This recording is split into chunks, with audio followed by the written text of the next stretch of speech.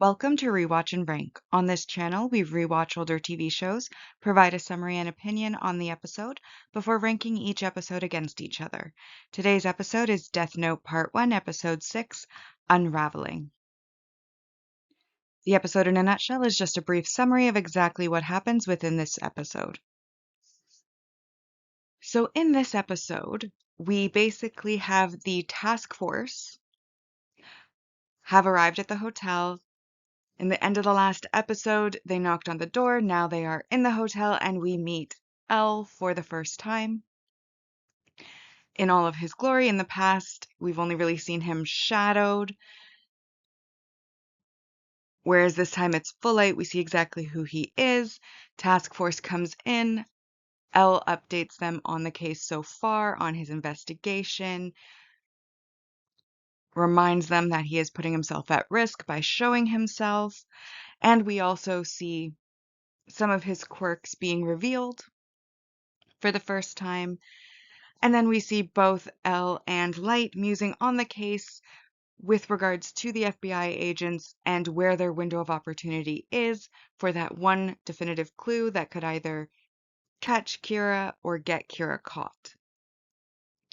This, of course, is when Light then decides to do a favor for his mother and bring a change of clothes to his father at the police station, and he just so happens to be lucky enough to arrive there as Naomi is trying to speak to the task force. Naomi is Ray Pember's fiance from previous episodes, and she is trying to give information from what she has gathered so far. And this, of course, is where Light realizes that there is potentially a loose end that he's missed. He offers to let her walk with him while he waits for a phone call from his dad so she can tell the police, and gets her to tell him exactly what she has discovered so far. And he realizes that she is the loose end that he missed, and that she has put together more information than he wanted the police to know at this time. And that is where we end this episode off. So after I rewatch each episode, I then rank the episode on two different lists. The first list that I rank it on is a mostly objective ranking list. It's mostly objective as it's based on set values, absent of emotion. However, my bias and judgment still apply, hence the mostly. And then a personal ranking list, which is purely emotion and opinion based, and just how I personally felt the episode stacked up against the others.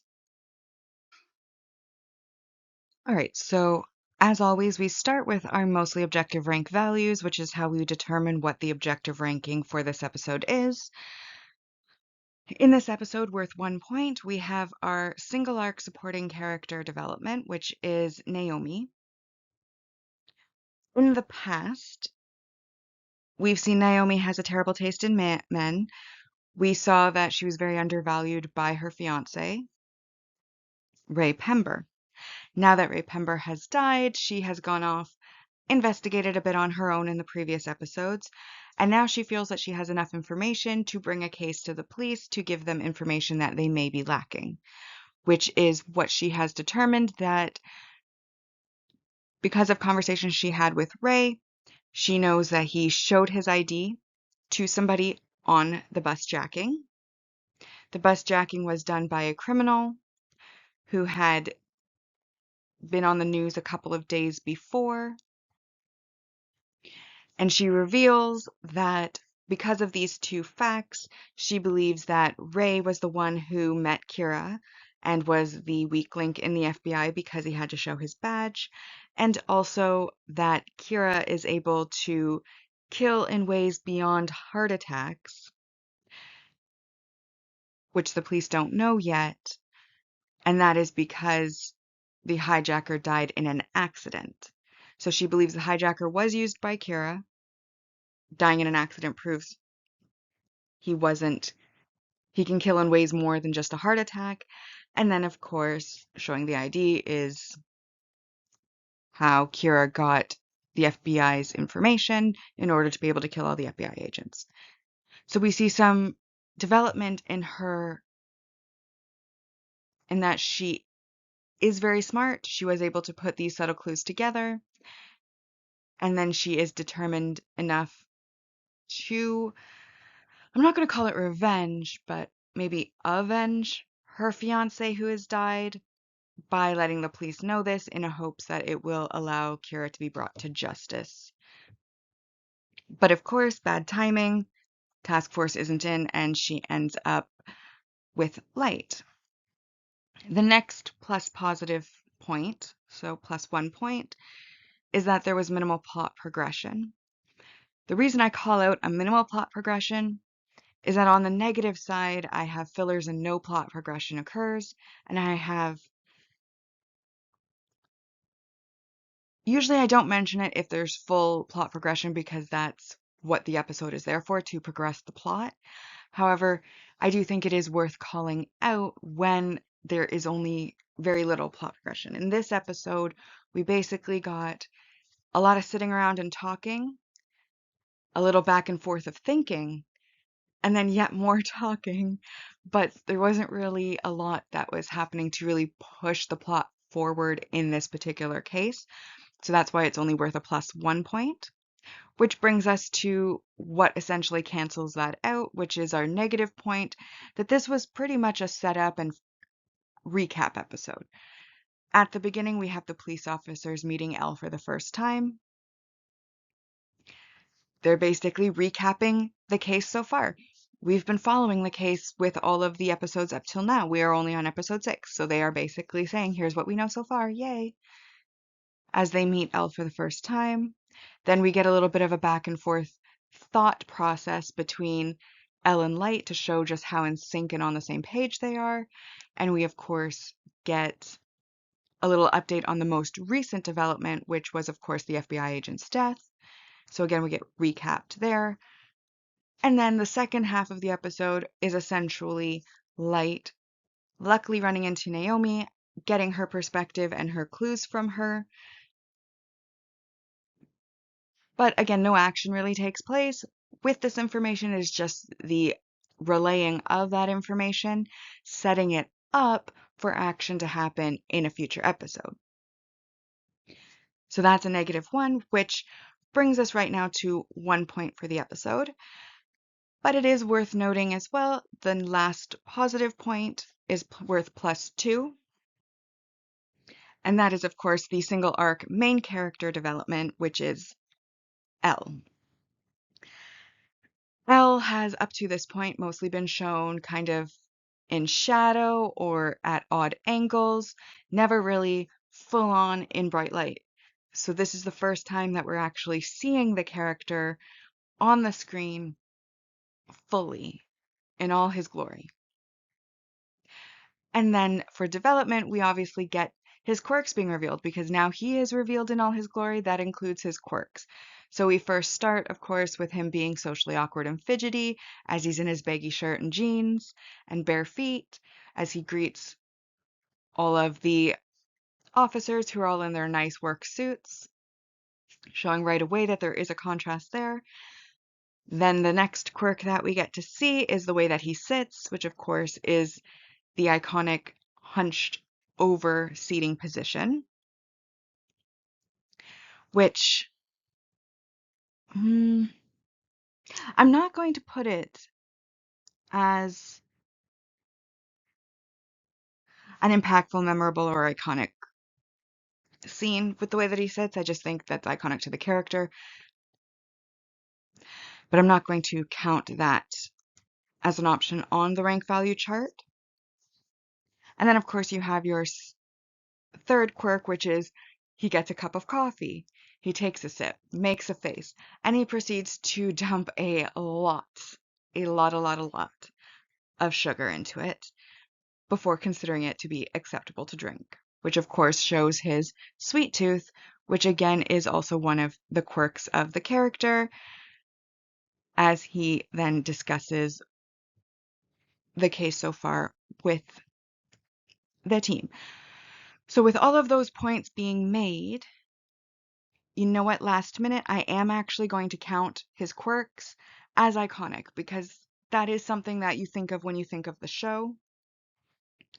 And if I am adding those as iconic, then that is another +3, which brings us to 1 point for the single arc supporting character development, 1 point for the minimal plot progression, minus 1 point for the setup or recap episode, plus 2 points for the character's development, and then the plus 3 just to call out his sitting and such, which brings the objective ranking for this episode to 6 out of 10. So now that we have our objective score, or our mostly objective score, we'll now refresh the rankings of the episode so far. So in first place, we have Rebirth. Second place was Confrontation. Third place was Tactics. Fourth was Pursuit.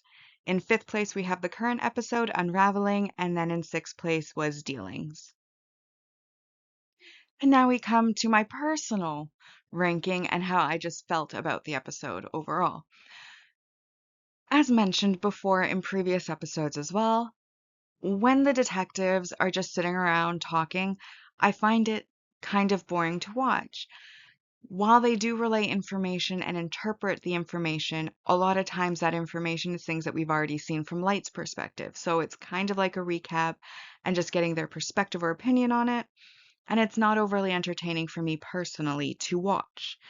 It doesn't get me excited, doesn't thrill me. It just kind of is meh overall, just meh. However, Elle is probably my favorite character. Only, well, Elle and Ryuk kind of tie, to be honest. But Elle gets a lot more screen time than Ryuk, so we'll call Elle my favorite. And so I love that this was his true debut episode. He's obviously, like I said, been in Shadow before, which I've mentioned several times in this video, but this is his true debut. This is where we get all of his charming little quirks revealed to us, or beginning to be revealed to us. And we get to see him interacting with other characters, which in the past he's mostly interacted with either a computer or his reflection in a window. But this is the first time he's interacting with real people, which we like to see. So I think it doesn't overcome the boringness of it, to be honest, but I appreciate that Elle exists here. Then, of course, like I said, in the middle, we have our back and forth between Light and Elle, which again tells them how similar they are. Even during his lecture to the police officers, Elle himself makes note of how similar his and Kira's mentality is, which is how he is able to kind of predict his actions when one, I believe it's either Aizawa or Matsuda, I can't remember at the moment, who suggests potentially keeping criminals' names out of the media. Elle says the reason they can't do that is that because Kira is childish and hates to lose, that would just prompt him to kill regular people, which he's already proven he's willing to do by killing Lindell Taylor. Though once again, I want to point out that Elle isn't 100% sure exactly what method Kira uses. He has no way to know that Kira didn't know that he was killing a criminal when he was killing Lindell Taylor. For all he knows, there's a supernatural ability that tells the soul of the person whether or not they are a criminal or not, and since that was a criminal scheduled to be executed, for all he knows, Kira's supernatural ability allowed him to see that it was a low-moral criminal that was in the desk as Lindell Taylor, and that's why he killed him. He can't truly know that that's not the case, because he doesn't truly know with certainty how Kira is killing. He suspects, he has his theories, which mostly align to being correct, but I still think that's an oversight of the show, that they don't really know. They're just assuming and they're going with it because the author knew.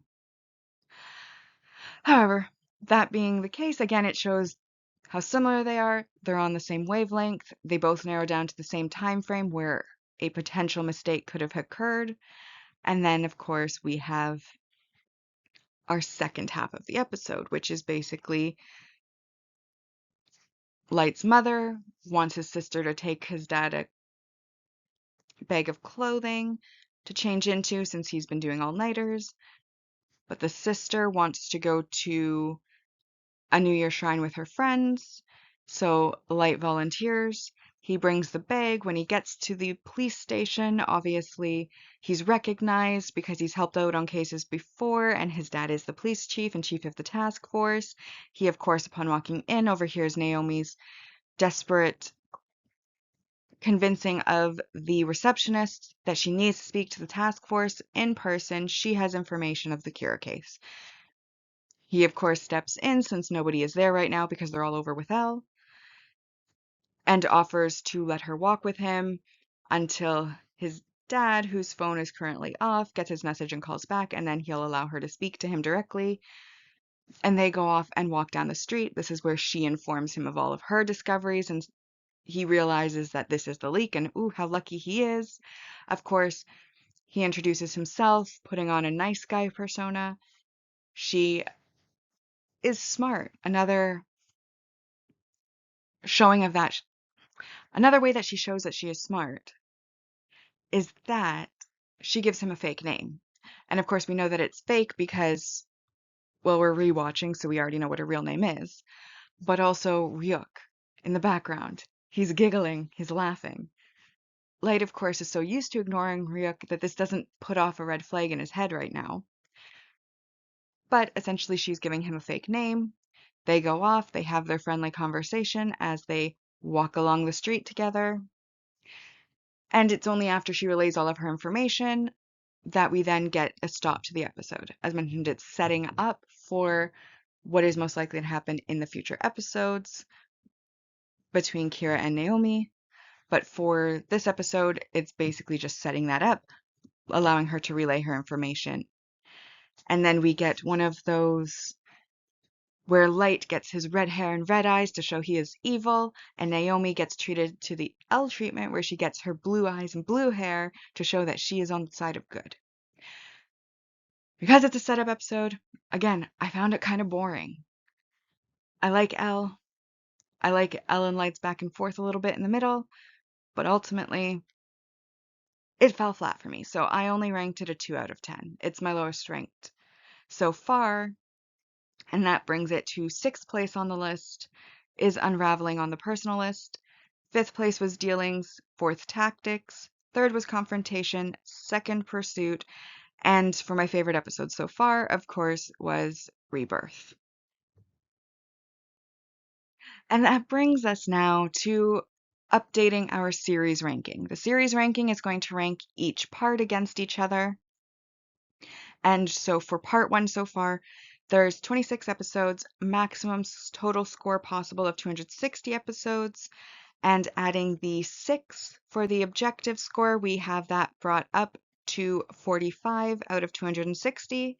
And on my personal side, because we only added 2, it is now 37 out of 260. Once we've scored all the episodes in part 1, we'll find out the percentage score that ends up being, and then when we do part 2, we'll find out the percentage for that, and we'll see which part is better.